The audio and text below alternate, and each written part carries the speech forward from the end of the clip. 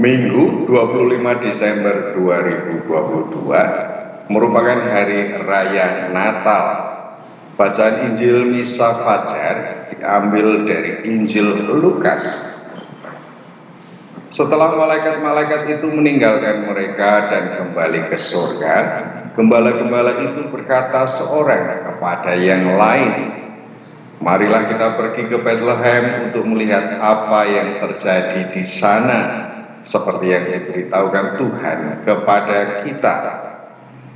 Lalu mereka cepat-cepat berangkat dan menjumpai Maria dan Yusuf dan bayi itu yang sedang berbaring di dalam palungan.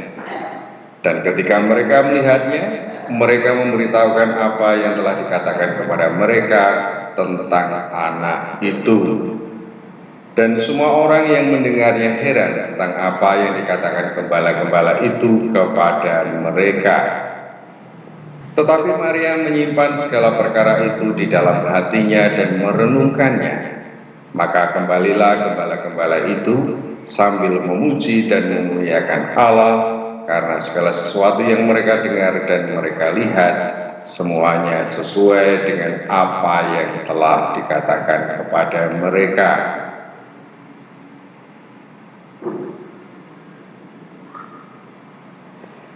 Belum lama aku bicarakan dengan kakakku tentang kandasnya sebuah perkawinan, meski sudah berlangsung selama 25 tahun. Masalah yang membelenggu bukanlah orang ketiga, tetapi lebih pada penerimaan situasi perekonomian keluarga yang tidak sepadan dengan gengsi yang berkembang di dalam keluarganya. Perekonomian bisa dibilang pas-pasan, tetapi gaya hidup seperti kelas atas. Pertengkaran demi pertengkaran suami istri menjadi gambaran kehidupan nyata di hadapan dua anak. Terakhir, istri diusir dari rumah, entahlah apa sebabnya. Aku tahu betapa bahagianya diriku tatkala mendengar bahwa pasangan suami istri itu 25 tahun yang lalu dikaruniai seorang anak laki-laki. Kelahiran itu tentulah menjadi dambaan bagi kedua orang itu. Sama seperti kebanyakan orang, mereka pun merasakan kebahagiaan. Setelah 25 tahun berlalu, si anak merasakan kepahitan hidup karena kandasnya perkawinan kedua orang tuanya.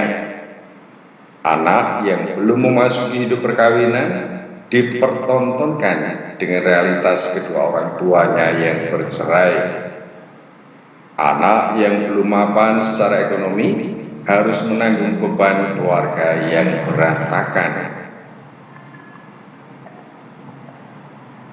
Natal tahun 2022 ini batinku diwarnai oleh tragedi kandasnya perkawinan itu. Gambaran kebahagiaan kelahiran seorang anak yang pasti tampil setiap perayaan Natal terasa hambar dalam batinku. Relasi Yusuf dan Maryam serta bayi yang baru dilahirkan ke dunia, aku lihat dari realitas perjalanan hidup perkawinan dan hidup berkeluarga yang akhirnya kandas di tengah jalan. Kebahagiaan di awal perjalanan hidup berkeluarga harus berhadapan dengan badai yang sama, namun berbeda bobot dalam setiap momennya. Badai dapat diatasi, namun pada akhirnya menyerah pada kekuatan badai karena kelelahan selama perjalanan. Hari demi hari aku tertegun menatap peristiwa kelahiran 2000 tahun yang lalu atau 25 tahun yang lalu. Dalam batas waktu sekarang, keduanya memiliki akhir cerita yang berbeda. Peristiwa kelahiran 2000-an tahun yang lalu berakhir dengan kenaikan bayi itu ke surga. Kelahiran 25 tahun yang lalu berakhir dengan kepahitan anak-anak manusia. Awal yang sama, berbeda endingnya. Aku tertegun, apakah kelahiran 2000-an tahun yang lalu merangkaikan cerita semesta yang berakhir dengan kepergian ke surga? Ataukah ending dari cerita semesta menjadi awal dari sebuah cerita baru yang sama sekali terpisah dari sebelumnya? Kelahiran 2000-an tahun telah melahirkan keyakinan mendalam akan sebuah kedatangan kembali setelah kenaikannya ke surga. Kelahiran itu menjadi pralambang akan kedatangannya kembali. Situasi kedatangan kedua diyakini berbeda dengan kedatangan pertama, namun memperoleh pembenarannya dari apa yang sudah disiarkan selama berabad-abad perjalanan sejarah umat manusia. Terbersih di batinku untuk membalik penglihatan. Tragedi perkawinan dilihat dari peristiwa kelahiran 2000-an tahun yang lalu. Apakah perpisahan itu dilihat sebagai sebuah kedatangan atau kelahiran baru? Tidak. Diriku memberontak terhadapnya. Diriku menolaknya. Kelahiran 2000-an tahun yang lalu yang dikenang dalam perayaan Natal dan sekaligus keterarahan imani akan kedatangannya kembali memberikan harapan akan keberlangsungan sakramental perkawinan itu. Rahmat ilahi tetap berlimpah meskipun ikatan terputus. Rahmat sakramental tidak ditentukan oleh keberadaan manusiawi. Berdosa atau tidak berdosa, rahmat ilahi bekerja di dalam kehidupan manusiawi. Salah satu yang menonjol dari perayaan Natal adalah kebahagiaan. Bagi mereka yang terlibat dalam tragedi perkawinan itu, inilah saat untuk mengenang saat-saat membahagiakan itu. Inilah saat untuk mengenang perjalanan kasih selama masa pacaran hingga mengikrarkan diri untuk menjalani hidup perkawinan. Inilah saat untuk mengenang kembali kebahagiaan tatkala seorang bayi laki-laki terlahir dari hubungan kasih mereka berdua. Kutipan Injil Matius menceritakan bagaimana para gembala menemukan bukti kebenaran akan apa yang telah diberitahukan kepada mereka oleh para malaikat. Mereka menerima kabar sukacita. Mereka memeriksa kebenaran berita itu. Mereka mendapati bahwa kabar itu benar adanya. Dikatakan Matius bahwa para gembala penuh sukacita dan memberitakannya kepada orang lain. Natal tetap memberikan kegembiraan meski mengalami tragedi kehidupan. Bukan pada paduan suaranya yang bagus, bukan pula pada para petugas liturgi yang rapi dan sigap dalam menjalankan tugasnya, tetapi pada rahmat ilahi yang tetap berlimpah bagi mereka yang menggantungkan hidupnya pada Allah. Itulah kegembiraan yang dianugerahkan dalam perayaan Natal. Rahmat sakramental hidup perkawinan tidak terbatas atau dibatasi oleh kelemahan-kelemahan atau keputusan-keputusan manusiawi. Rahmat itu tetap berkarya meskipun mereka berpisah. Keterpisahan itu tidak serta-merta menjadikan mereka bebas untuk menemukan pasangan hidup masing-masing. Rahmat itu memampukan mereka tetap dalam kesendirian, tidak menikah lagi. Bagiku, perayaan Natal bukan sekadar pengenangan, bukan pula pengharapan akan kedatangan kembali. Perayaan Natal merupakan saat rahmat di mana aku sadari sepenuhnya bahwa hidupku dipenuhi dengan belas kasih orang lain. Sama seperti bayi yang baru dilahirkan, kehidupan awalnya di dalam kandungan sangatlah bergantung pada sang ibu. Sama seperti bayi yang baru dilahirkan, keberlangsungan hidupnya sangatlah bergantung pada orang lain yang merawat, melindungi, dan mendidiknya. mau apa, seperti apa gambaran pribadi dan kehidupannya sangat ditentukan oleh belas kasih sesamanya.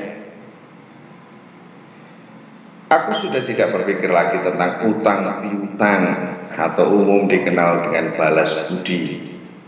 Aku rasakan ketulusan orang-orang di sekitarku sepanjang hidupku. Mereka ikhlas mengasihi, mereka ikhlas pula dalam memberi hidup kepadaku. Aku tidak berpikir bahwa mereka berbuat dan berpikir demikian demi keuntungan mereka sendiri. Orang tua dan saudara-saudaraku menghendaki kehidupanku semakin berkembang. Mereka tidak menghendaki aku mengalami kesulitan dalam hidup sosial, sakit, ataupun mengalami tekanan batin. Mereka menghendaki kebahagiaan bagi diriku. Permenunganku yang terakhir saat ini adalah bahwa sebagaimana umat manusia, Yesus terlahir dalam ketergantungan pada kasih sayang kedua orang tuanya. Aku tidak dapat membayangkan bagaimana janin yang pada akhirnya dinamai Yesus itu tidak berlanjut atau berhenti kehidupannya di dalam kandungan. Aku tidak dapat membayangkan bagaimana seandainya Yusuf tidak menjaga dan melindungi Maria beserta janin di dalam kandungannya. Peristiwa yang diceritakan Matius dan penginjil lainnya serta dirayakan pada akhir tahun itu menyadarkan diriku akan realitas ilahi yang terlahir dalam kasih sayang umat manusia. Situasi tanpa kasih sayang sangatlah mustahil menghadirkan keilahian. Kebencian, keangkaramurkaan, dan kedengkian akankah melahirkan kasih sayang ilahi? Oleh karena itu sangatlah penting pikirku umat beriman membangun atau mengembangkan kasih sayang baik dalam keluarga maupun komunitas gerejani. Umat beriman ditantang untuk mengembangkan kasih sayang untuk melahirkan keilahian dalam kehidupan nyata. Keilahian hanya dapat hidup dan berkembang dalam rahim yang penuh kasih. Adakah rahim itu adalah komunitas umat beriman? Tiga pribadi dalam peristiwa Natal, yakni Maria, Yusuf, dan Yesus, menampakkan bahwa kasih sayang itu tidaklah ditentukan oleh harta benda atau hal-hal duniawi lainnya. Kasih sayang tumbuh dan berkembang dalam hati. Karena kasih sayanglah Yusuf mempersunting Maria sebagai istrinya. Meski dalam kesederhanaan, kasih sayang di antara mereka melahirkan Yesus. Tiga pribadi itu menggambarkan bagaimana keluarga-keluarga ataupun komunitas-komunitas umat beriman hidup dan mengembangkan kasih sayang. Seberapapun besar tantangan yang dihadapi, sebagaimana keluarga Yusuf, umat beriman tentulah tetap berpegang teguh pada kasih sayang. Senang ataupun susah, dijalani bersama. Sebagaimana aku alami sendiri bahwa aku hidup dari belas kasih sesamaku yang menghendaki yang terbaik dalam hidupku. Umat beriman pun seharusnya mengalami hidup dalam belas kasih sesama yang menghendaki kebaikan dalam hidupnya. Sebagaimana Yusuf berani mengubah keputusannya demi Maria dan karya keselamatan ilahi, demikian pun dalam kasih sayang umat beriman seharusnya berani mengubah keputusan demi semakin berkembang kebaikan bagi sesamanya. Aku tafsirkan bahwa perubahan keputusan itu sebagai pertobatan. Keinginan dasariah adalah menjalani hidup selaras dengan kehendak ilahi. Yusuf telah mengambil keputusan, tetapi ternyata tidak selaras dengan kehendak ilahi, sehingga ia mengubahnya.